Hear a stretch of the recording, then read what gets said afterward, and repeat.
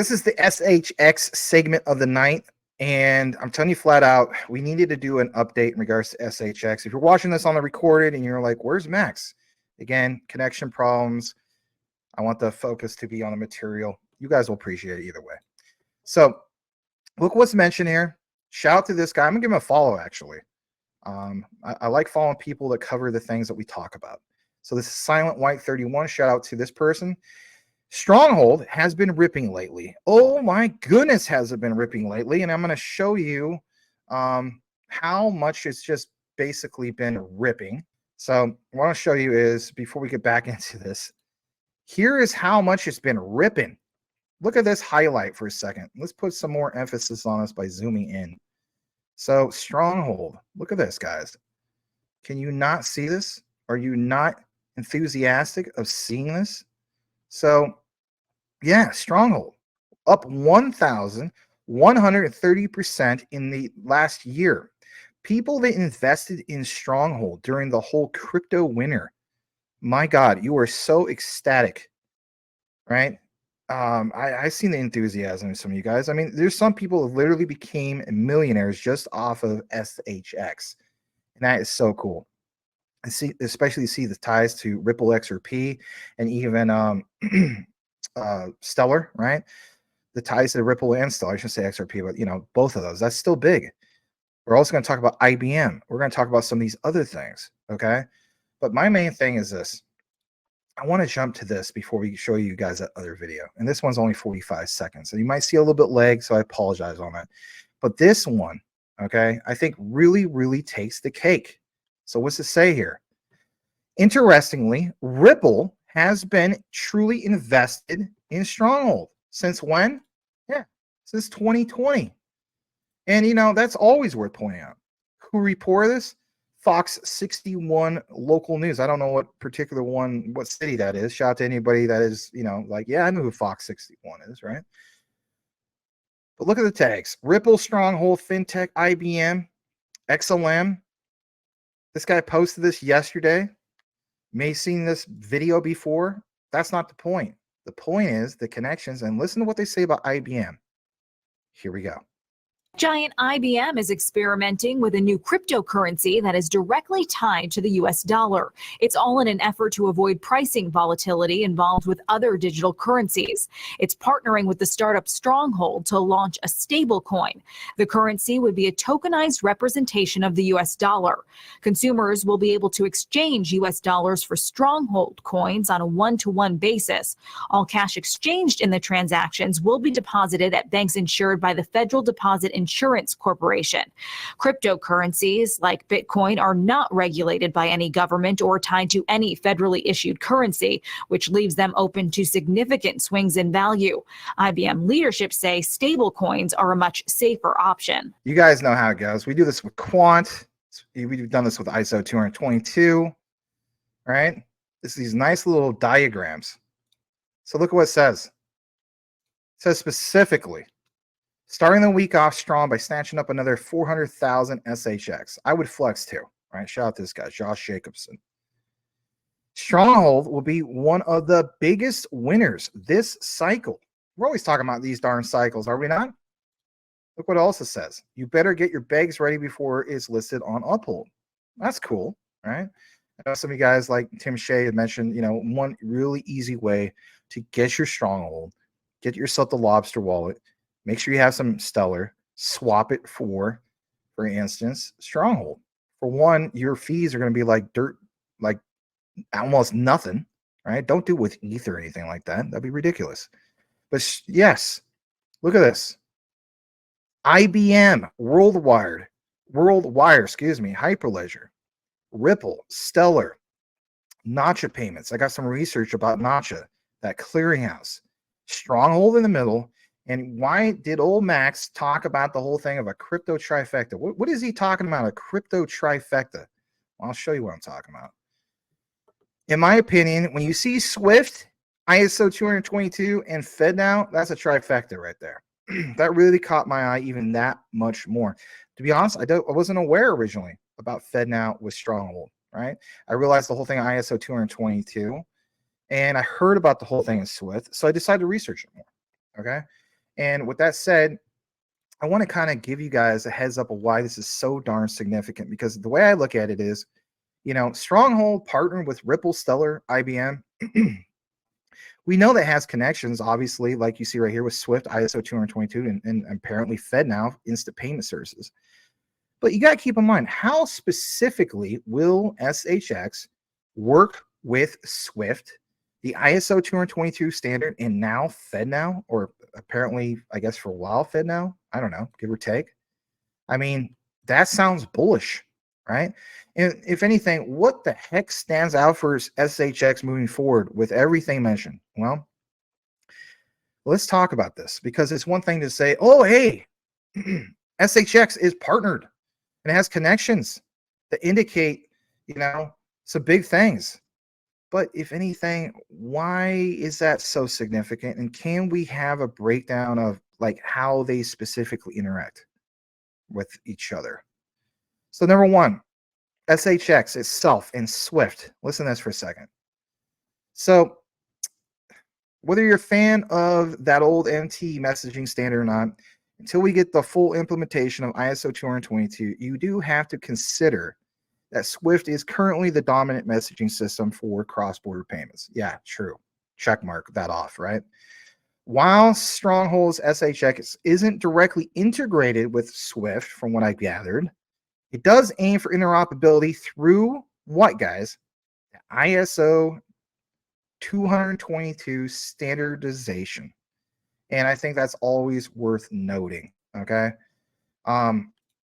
With that also said, from what I gathered, this means that translating SHX transactions themselves into a format compatible with Swift messages does very well enable communication with traditional financial institutions. You want to talk about utility in motion? You want to talk about a low market cap gem? I think people already realize this. How much more time do we have to where the market cap just keeps blowing up? You're still early on this. You're not as early as those guys that are up basically, what would it say earlier, 1,130% from last year. You're not part of that club. But guess what? Remember how we also posted the whole thing of the chart of, that accumulation phase and how you can still earn money before it gets up to markup? I think SHX is a perfect example of that. So yes, these transactions, the format compatible with Swift messages, enabling communication with, of course, traditional financial institutions. Stronghold and ISO 222 in itself can very well adhere to this standard. All right. This is going to allow data to be seamlessly understood and processed, of course, by different systems. And they do very well include Swift and DLTs like, for instance, Ripple, Stellar. Keep in mind, guys, this is going to foster in interoperability between traditional and traditional markets and even crypto financial markets.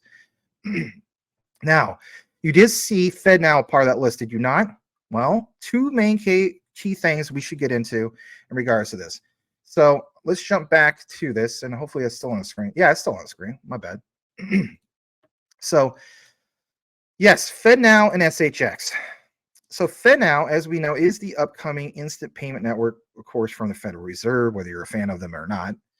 SHX is in itself is preparing to integrate with FedNow upon its launch in July 2024. Now we saw, what was it, June or was it July? I think it was June 2023. FedNow went live. So it's like, interesting. That was a big thing for last year. And then we also saw the whole thing of Hedera and FedNow, now SHX and FedNow. That's very, very interesting.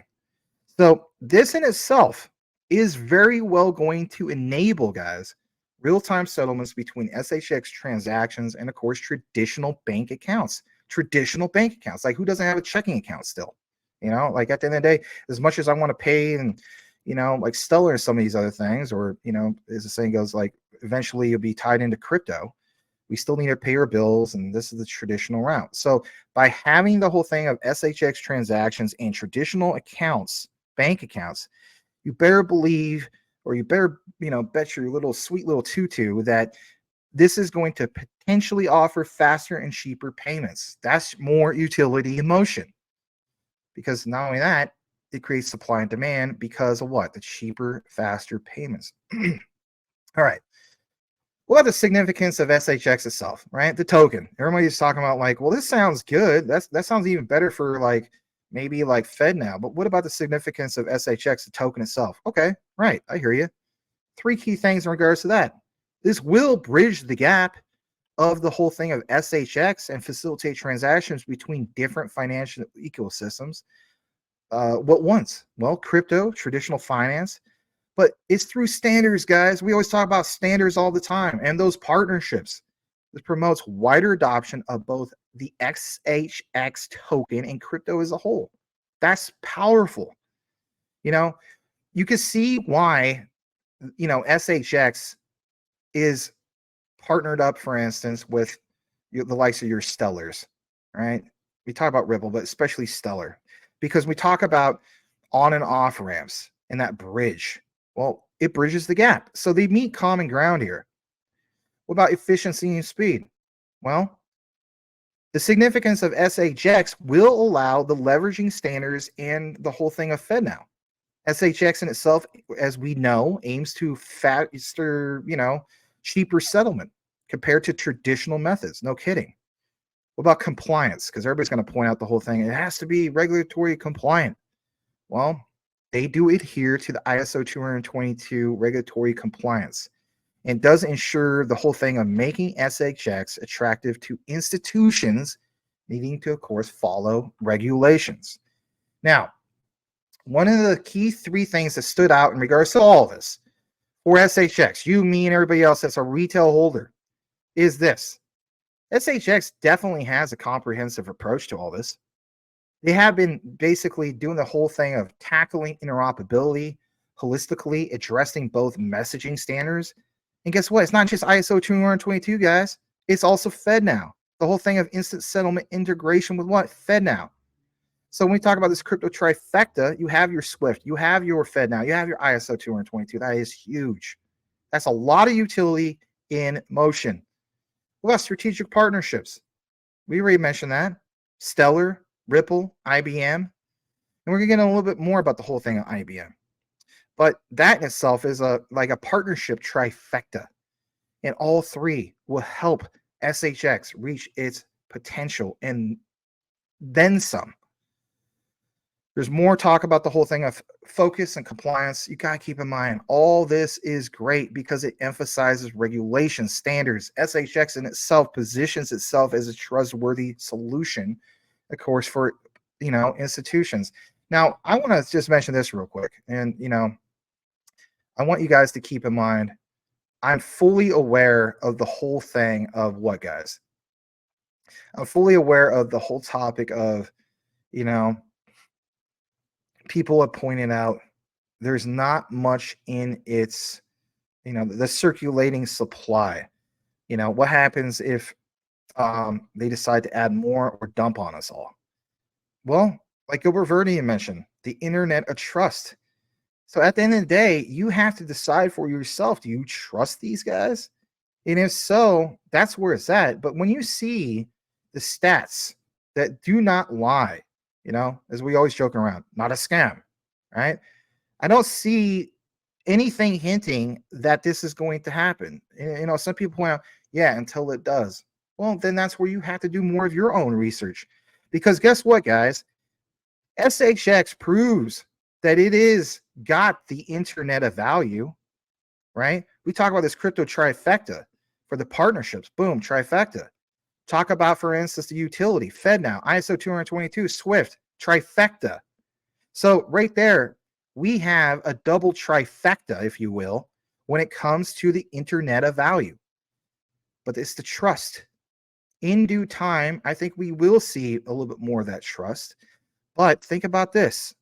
As the saying goes, there's a blessing in disguise. And the blessing in disguise is what? The low market cap.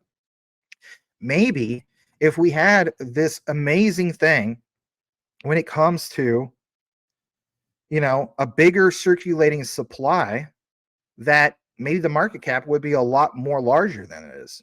And maybe, if anything, it wouldn't be as big of an opportunity. So always recognize that sometimes that's the way it is in crypto. You can't have your cake and eat it too. And with that also said, let's bring you to the next part of what we have. So now back to this video, and it might very well lag because again, I'm having connection problems tonight because of this whole storm.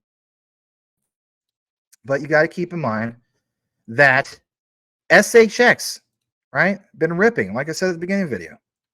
So much potential. Showed you guys how it's done in the last year. You guys have seen how it's done in the last month, last 3 months, and so on. But yes, important details can often be hidden in plain sight. Posted 17 hours ago. Take a look at this clip from Stronghold on SHX, Nacha, which I got some research for you guys in regards to that because I don't want to just mention that and, not back it up. But also the Federal Reserve and working, with banks. Yeah, working with banks. A low market cap gem working with banks. So listen to this. This guy did an excellent job of chopping this up. The only thing I do worry about is the music that's in the background. YouTube has a hissy fit when it comes to copyrighted music. Twitter could care less. Shout out to Elon Musk. But yeah, we're going to play this. Listen to what he has to say here. This is big. Here we go. A quick overview on how ACH works in a retail transaction. There's a simple set of participants. The consumer, the consumer's bank, the retailer and the retailer's bank, and us, Stronghold, and our bank is the bridge between them. Stronghold connects the retailer to the entire ACH network, enabling payments. The retailer's checkout process takes the customer to their bank's website and basically says, tell your bank it's okay to pay my bank. Then the operator says, all right, the transaction is settled and done. The Federal Reserve System plays a crucial role in ACH transactions. However, it's an organization called Nacha that governs the US ACH network. Stronghold is a member of Nacha's Payments Innovation Alliance, and we are excited to collaborate on increasing access to the ACH network and building a more inclusive, stable, and connected global economy. Think about what that means, right? So Nacha. Okay, so this isn't Nacha, but this is a nice visual to give you a heads up about all this. All right. So, who doesn't like visualizations? When I used to teach, I always gave visualizations to our students because, at the end of the day, people can get kind of bored with stuff, right? So, top left, I should say. Taxpayer sending funds to the IRS or local organizations online. Common uses of ACH payments, right? Clearinghouses, right? Go to the top part, a customer paying a service provider, kick it over to an employer depositing money to an employee's checking account. Like we all have checking accounts. In this day and age, I don't know if a lot of us have savings account. I don't have a savings account anymore. You know what I mean? Because I look like, or I realize that, I'm probably going to get wrecked due to inflation. I'd rather just, invest in generational wealth for the future. A lot of you guys do that too. But we still have checking accounts, got bills to pay. Bottom right, a consumer moving funds from one bank to another. And this last part, a business paying a supplier for products, but all connects to a common use of ACH payments. So when we talk about utility in motion and then having it go all to one specific core, thing, right, for common ground, or in this case, a clearinghouse for those payments, and then have Stronghold at the center of that core. Do you understand how massive that is? I think you do. So I wanted to explain that. And I also want to get into the whole thing of this before we close things out. Nacha, right? You can look more into Nacha, do more of your own research, but this is what I gathered. And that is this. While Nacha and Stronghold, SHX, right, the token, are both involved in the financial technology space, which is true, they function in different ways, right? Definitely function in different ways. They do not directly work together in the sense of a partnership. So please understand that. However, they do have some connections between them. So I wanted to give you guys kind of like a little bit of the, I guess you could say, more of that research. So what I gathered was Nacha is definitely a nonprofit organization. They do govern themselves and develop the whole thing of an ACH network, like you see on the visual. They are a system for electronic bank transfers. And guess what, guys? Where? In the United States. So that's huge.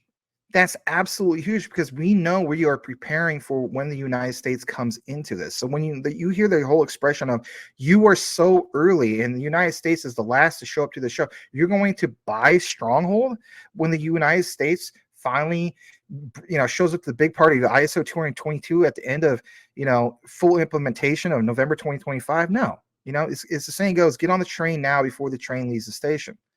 So this whole thing sets the rules as far as Nacha and standards, right, for participants in the network and ensures its smooth operation. That's Nacha. Now listen to this. In regards to Stronghold. Now we know that, you know, Stronghold, you know, is a financial technology. They offer a bunch of like various different services as we covered before. But they do include this whole thing of ACH, right? The whole thing of a clearinghouse and the payments. Keep in mind, there's merchant financing involved in this, guys. There's digital, it involves the digital currency of SHX. So, in regards back to the whole thing of ACH payments, Stronghold itself uses the ACH network to facilitate ACH payments for its clients. And of course, we also know that this whole thing is a third-party participant in the network. And to put it in layman's terms, guys, if you know having a hard time following this, is okay. It basically means this. It means that they have gone through Nacha's compliance audits and they adhere to their regulations. So it's kind of like, you know, you heard they saying guilty by association. Well, this is like, you know, like innocent by association, if you will. SHX. While SHX in itself is, like we mentioned, digital currency, it is not directly connected to, of course, the ACH network, but through Nacha, who is. So that's huge. You know, it's the saying goes, birds of the feather flock together, or it's not what you know, but it's who you know or who you're connected with. Now, speaking of like connected, key connections, right? Back to the whole thing of like this whole thing of Nacha and so on. So they are in compliance. They are very innovative, but let's get back to the whole thing of compliance. By using the ACH network, Stronghold must comply with Nacha's rules and regulations. So again, that blankets them, right? It carries Stronghold over. It's going to ensure security, efficiency of the system. Now, as far as innovation, I love when I got more into this. Listen to this, guys. Because, you know, I always say, were you aware? Well, obviously, most of us are not aware of this. So now we are aware. As a member of Nacha's Payment Innovation Alliance, Stronghold helps shape the future of the ACH network and contributes to its development. I'm going to take you back to this slide because I know you guys can't see me because I get problems with the internet and don't want to be laggy on the screen. So the one you see on the far left, right, next to the Stronghold token on that diagram is what, guys? It's Nacha, right? ACH payments. So that's huge in itself, like I mentioned. But yes, it does help the whole thing of, you know, the future of this network. And, you know, ACH network definitely contributes to the development. So in conclusion, keep in mind, Nacha Stronghold, right? Because that's the end topic of the night to wrap it up. While they do not work directly together, they share that connection through the ACH network. Like I mentioned, Stronghold uses the network for its ACH payment services and adheres to Nacha's regulations. Again, it's more that utility in motion. So, you know, it's kind of like the two work hand in hand. Even though there's not a direct connection, it's kind of like scratch my back, I'll scratch yours, right? That's the way I look at it. So having this whole thing of adhering to Nacha's regulation is huge because, again, it activates and enables what Nacha does through the clearinghouse. And then Nacha, at the same time, again, back to the whole thing of scratch my back, I'll scratch yours. It enables more that utility of SHX. So it's like a dream come true. Now, keep in mind, additionally, by participating in the Payments Innovation Alliance, which is called PIA, Stronghold contributes to the network's future development. So all of these guys, right, enable each other. And I thought that was a big, big deal. And if anything, I wanted to bring it to you guys. And I thought, wow, you know, and to see this price action one more time, and here's the highlight, up 1,130%. I mean, you know, you guys mentioned Stronghold from a long time from me, from you guys. Max, you got to cover Stronghold. Yeah, no kidding. And I can see why.